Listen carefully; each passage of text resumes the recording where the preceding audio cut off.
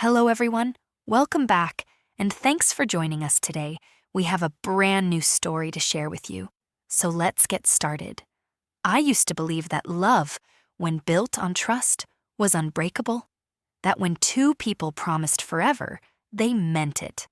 But the thing about illusions is that they can shatter in an instant, and when they do, they cut deeper than anything you ever imagined. My name is Elena Carter. And this is the story of how I discovered that the man I was supposed to marry, the man I had loved for 4 years, was hiding a betrayal so deep it would change me forever. It started like any other evening. I had just finished an exhausting day at the design firm, finalizing the layout for an upscale restaurant in downtown Chicago. The deadline was tight, but I was used to pressure. I thrived on it. Daniel, my fiancé, was supposed to be home by 8. Instead, at 10:27 p.m., I received a text. Daniel, late meeting. Don't wait up. A late meeting. Again. I stared at the message, a flicker of unease curling in my stomach. Daniel had been pulling away from me in small, almost imperceptible ways. At first, I ignored it. Relationships go through phases, right? People get busy, stressed, but lately, the distance felt different. I walked into our bedroom, peeling off my blazer and kicking off my heels. As I reached for a pair of sweats in the closet, my hand brushed against something unusual, a box shoved toward the back, hidden behind his neatly folded work shirts. My breath hitched. I pulled it out, feeling the weight of it in my hands. It was a small velvet box, the kind that held jewelry. My heart thumped against my ribs. Was this a surprise gift? Was I overthinking everything? The thought barely formed before I flipped open the lid, and what I saw inside made my blood turn to ice. Nestled in the velvet lining was a delicate bracelet, not mine, a thin rose gold chain with a small pendant. My fingers trembled as I turned it over. Engraved on the back were 2 letters, N.S. I felt like the air had been knocked out of my lungs. N.S. That wasn't my initials. That wasn't mine. The room felt smaller, tighter. I tried to reason with myself. Maybe it was a gift for someone else, his mother, his sister. But deep down, I already knew the answer. This wasn't just a random gift. It wasn't a coincidence. It was a mistake, a careless one. And then, as if fate itself was laughing at me, my phone buzzed again. Maya, best friend. Girl, you still coming tomorrow? Maya, and tell Daniel I said hi. I hesitated before typing back. Me, yeah, of course. Can't wait. I swallowed hard. I wasn't about to say anything yet. Not until I knew for sure. Not until I had proof. Because if Daniel had dared to betray me, he had no idea what was coming.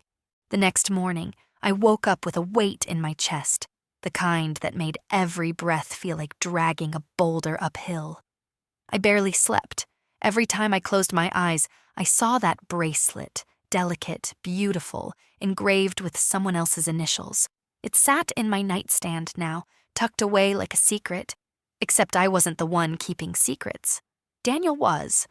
I needed answers, but I couldn't just accuse him, not without proof. I glanced at my phone. No messages from him. No good morning text like he used to send. Just more silence, stretching like a canyon between us. By the time I left for work, my mind was made up. I wasn't going to sit around waiting for the truth to come to me. I was going to find it myself. That evening, Daniel came home at 9:45 p.m., another late meeting. He barely looked at me when he walked through the door, dropping his keys on the counter and loosening his tie. Long day? I asked, keeping my voice casual. Yeah, he muttered, running a hand through his hair. Exhausting. I just want to shower and crash. Liar. I wanted to scream, to throw the bracelet at him and demand to know who NS was. But instead, I just smiled tightly and nodded. Because I wasn't ready to play my hand just yet. I had already made a plan. At midnight, when Daniel was fast asleep, I took his phone from the nightstand. My heart pounded so hard I thought it would wake him up. He never used to put a password on his phone, until recently. But I knew him too well. I tried the most obvious passcodes. His birthday, no luck, then mine, nothing. Then the anniversary of the day we got engaged. Click, I was in. My breath hitched as I opened his messages. My hands shook as I scrolled, my stomach twisting into knots. I didn't have to look far. There she was, N.S., Nicole Sinclair. A name I had never seen before, but one that now felt like a dagger to my chest. And the messages? They were worse than I ever imagined. Nicole, miss me? Daniel, always. Can't stop thinking about last night. Nicole, then maybe next time. Don't let me leave. Daniel, tempting. But you know how complicated this is. Nicole, she doesn't have to know. I clamped a hand over my mouth to keep from screaming. He was cheating, not just emotionally, not just flirting, physically. I kept scrolling, my fingers ice cold, my eyes burning. They had been meeting up for months, dinner dates, hotel rooms, lies on top of lies. Daniel, I'll see you tomorrow. Same place? Nicole, I'll wear something special for you. Tomorrow. He had plans to see her tomorrow. A hollow, sick feeling settled in my gut. I stared at his sleeping form, his face peaceful, oblivious to the fact that the world he had built on deception was about to come crashing down. I took screenshots, every message, every call log, every photo she had sent him. I sent them to myself and deleted the evidence. Then, I placed the phone exactly where I found it, climbed into bed, and closed my eyes. I had everything I needed. Tomorrow, Daniel would wake up thinking it was just another day. He had no idea that by the time the sun set, his life as he knew it would be over. The next morning, I moved like a ghost through the house, careful, calculating. Daniel kissed me on the cheek before leaving, like he always did. If he noticed how stiff I was, how my lips barely curled into a smile, he didn't mention it, maybe because he was too busy texting her. Daniel, I'll be there at 7, can't wait to see you. Nicole, I'll be waiting. You know how much I hate waiting. I almost laughed. She hated waiting? How ironic. Because tonight, I was going to make sure she waited forever. The plan was already in motion. I had called my best friend Rachel earlier that morning, explaining everything, every message, every late-night meeting, every lie that had unraveled before me. She was livid, more livid than I was. "You're not just gonna confront him, right?" she asked. "Oh, I'm confronting him," I said. "But not yet, not like that." Rachel knew me well enough to recognize the cold resolve in my voice. She exhaled. "All right, what's the plan?" I told her, every last detail. And when I was finished, she let out a low whistle. "I almost feel bad for him," she muttered. Almost. At 6:30 p.m., I was parked in front of the Kingston Hotel. It was the same hotel Daniel and I had stayed in for our anniversary 2 years ago. The same hotel where, according to his texts, he had been sneaking around with Nicole. Poetic, really. I adjusted the small camera I had clipped to the neckline of my blouse, making sure it was angled just right. Rachel had helped me set it up, tiny, unnoticeable, but powerful enough to capture every second of what was about to happen. I texted her. Me. "I'm in position. Ready when you are?" Rachel. "Ready. I'll be watching everything from the car. Let me know when you need backup." "Backup," I smiled. "Not for my safety." No, Rachel was there for one reason, and one reason only, to make sure Daniel's humiliation was properly documented. At 6:58 p.m., Daniel arrived. I watched from the lobby as he walked through the entrance, wearing that same damn smug expression he always had. The one that used to make me swoon. Now it just made me sick. He had a bouquet in his hand. Roses. the same ones he used to bring me. My fists clenched. He checked in at the front desk, chatting casually with the receptionist, as if he weren't here to cheat on his wife, as if he weren't about to destroy the life we built together for some cheap thrill. I followed at a distance, my heart pounding. I knew what room he was going to. He had texted it to Nicole earlier. Room 214. I stepped into the elevator, my breath steady. My pulse, not so much. Me. He's here. Going in now. Rachel, be careful and make sure you get everything. I had no intention of missing a single second. The hallway was silent. Carpeted floors muffled my footsteps. I could hear voices behind the door of room 214, soft laughter, low murmurs, a giggle that wasn't mine. I closed my eyes, inhaling sharply. This was it. With one last deep breath, I knocked. Silence. Then, footsteps. The door swung open, and there she was. Nicole. Her smile faded instantly. Her eyes went wide, flickering between shock and recognition. She knew exactly who I was.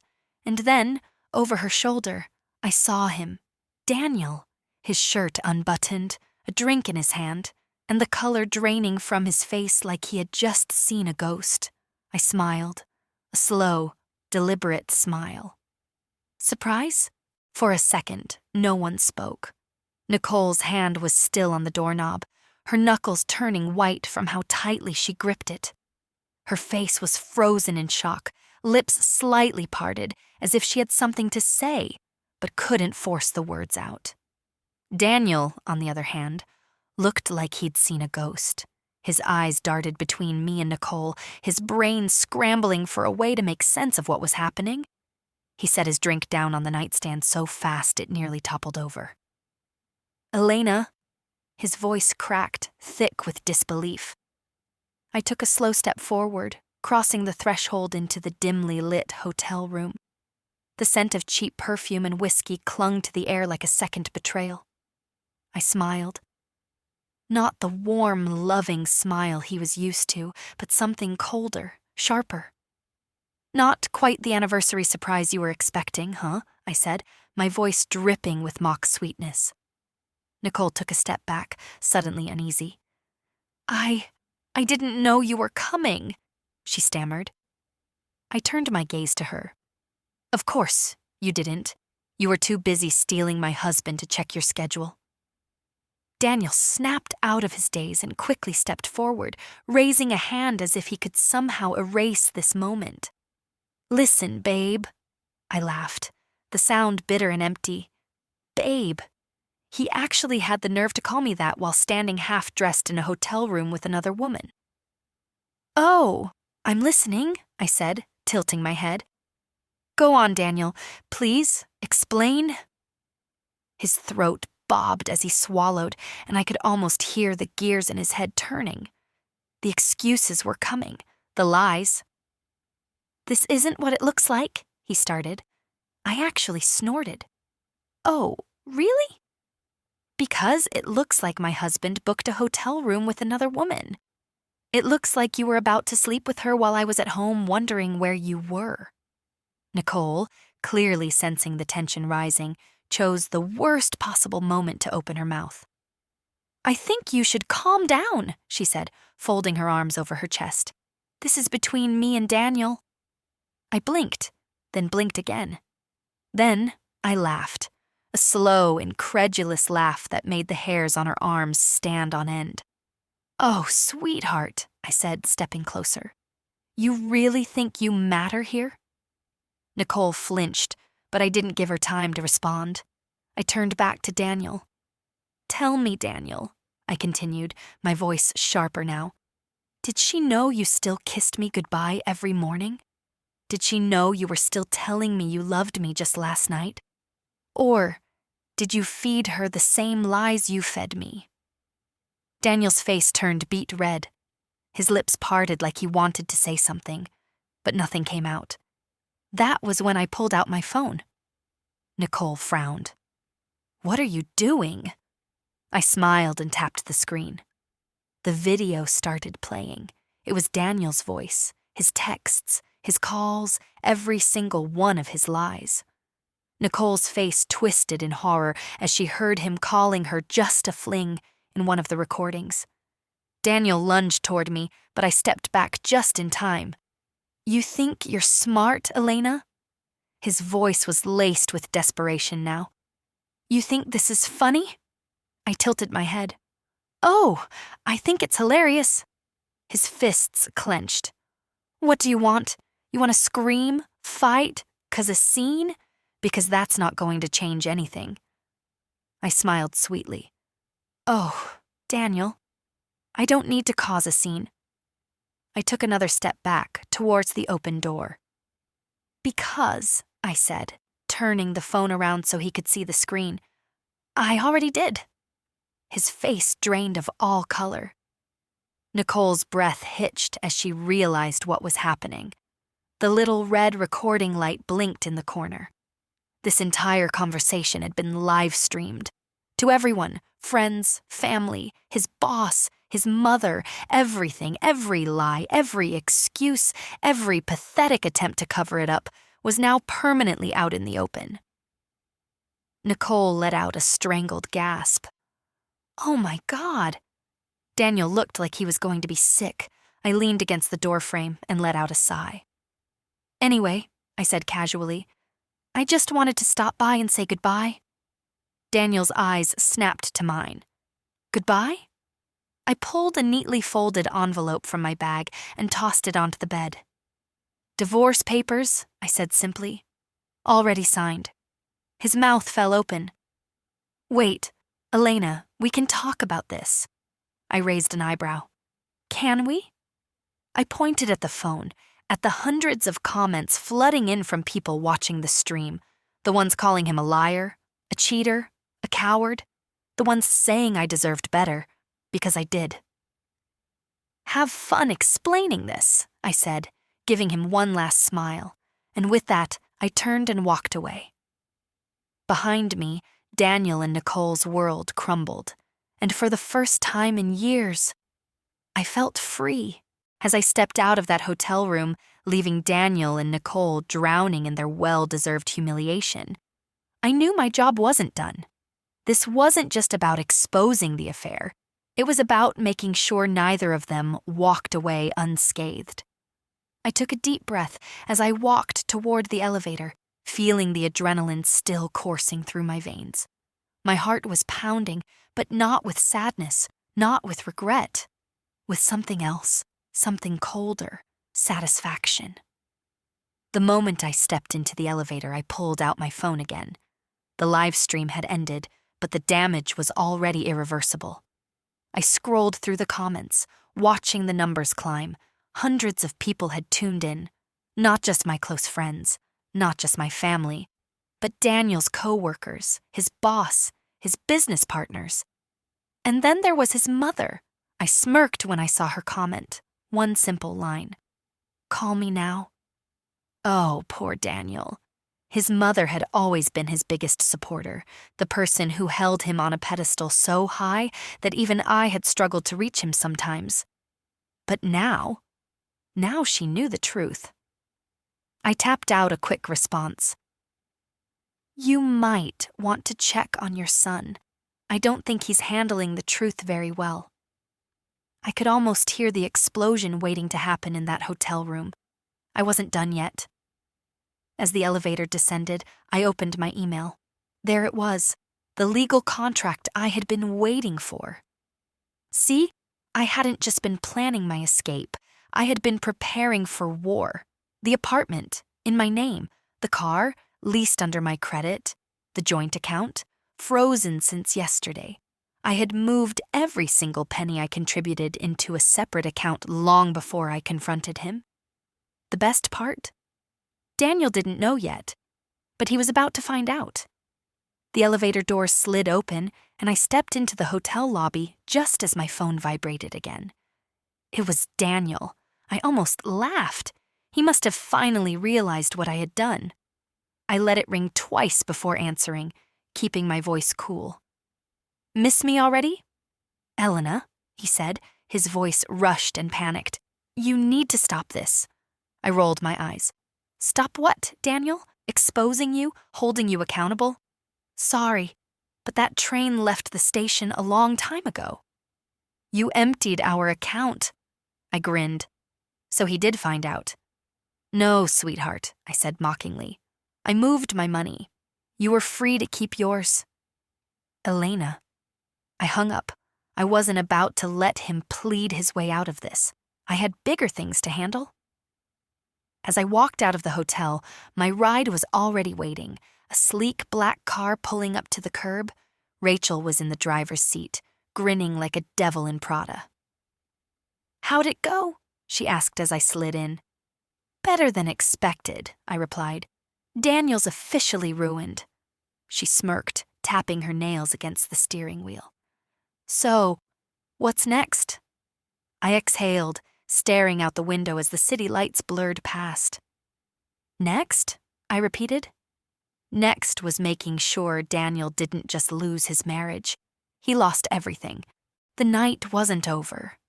As Rachel drove us through the city, the neon lights flashing through the car window, I could feel the electricity humming beneath my skin. This wasn't just about Daniel cheating. This was about him thinking he could get away with it. And I had just begun proving him wrong. I pulled out my phone, my fingers moving quickly across the screen. Step 1 was already complete. The affair was exposed.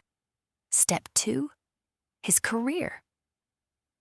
You sure you want to go through with this? Rachel asked, side-eyeing me as we sped through the streets. I met her gaze in the rearview mirror and smirked. Oh, I'm sure. I opened the email I had drafted weeks ago, the one that would send every piece of evidence straight to Daniel's boss. Screenshots, videos, financial documents, hotel receipts, everything. Daniel had one fatal weakness. He mixed business with pleasure. And that pleasure? Well, Nicole just so happened to work at his firm. Their company had a strict no fraternization policy, one that Daniel had personally enforced on others. Now, it was his turn. Send. I watched the email disappear from my screen, shooting straight into the inbox of every senior executive at his company. Rachel whistled. That's cold. Just wait, I said, scrolling down to the next task. Step 3, social media. See, Daniel had always prided himself on his online presence.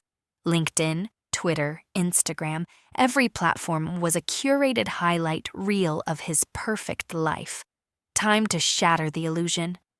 With a few taps, I uploaded everything to a burner account and posted it under number Daniel Exposed. Then I hit forward, sending it to gossip blogs, business forums, and even our social circles. The internet was about to eat this up. As soon as I posted it, my notifications exploded. Retweets, shares, comments rolling in at lightning speed. Wow, this guy's a piece of work. Cheated and used company funds for hotel meetups? Hope he gets fired.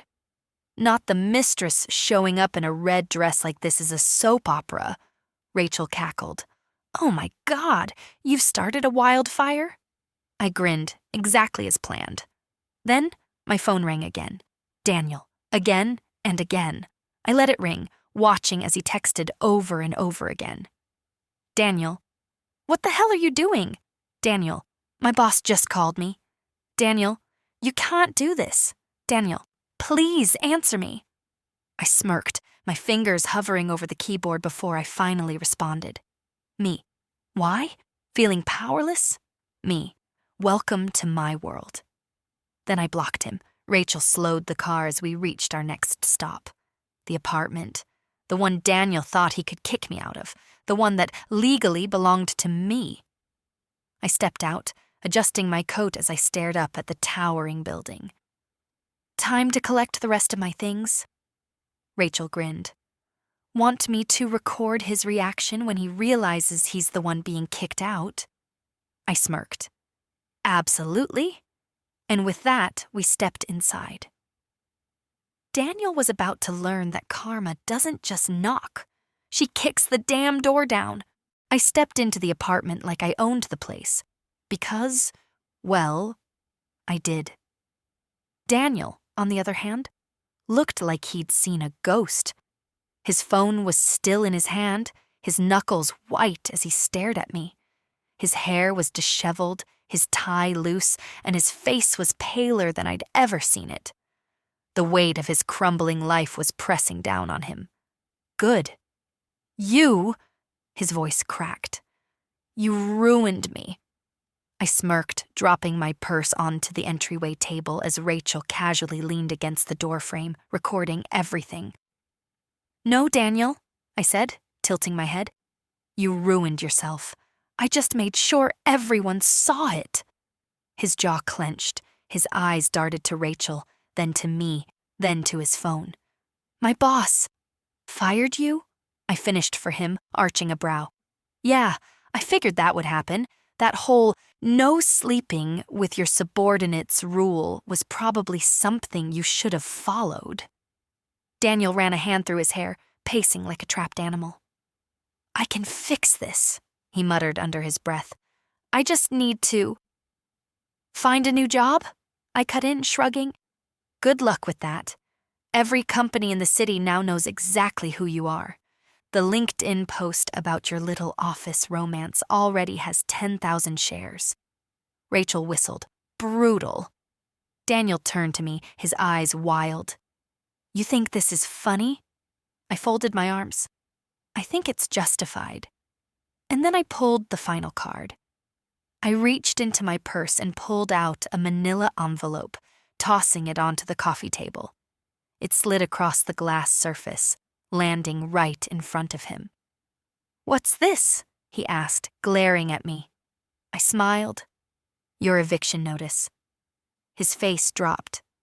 You really thought you could kick me out of my own apartment? I continued, crossing my arms. Hate to break it to you, sweetheart, but my name is the only one on the lease. I checked the documents. You never bothered to add yourself. Daniel blinked. He looked down at the envelope as if it might set itself on fire. This is a joke. No, the joke is you thinking you had any power left, I said sweetly. So, let me make this clear. You have exactly 3 days to pack your things and leave. After that, I tilted my head. I'll have the locks changed. His mouth opened and closed, but no words came out. For the first time in his life, Daniel had nothing to say. Rachel stifled a laugh, watching him like he was the final act of a tragic play. I took a step closer, lowering my voice. And before you start begging me to take you back, let me save you the trouble. I'd rather set myself on fire than ever be with a man like you again. Daniel's breath came fast, his hands shaking. I didn't mean... Didn't mean to cheat, I interrupted, raising an eyebrow. Didn't mean to lie.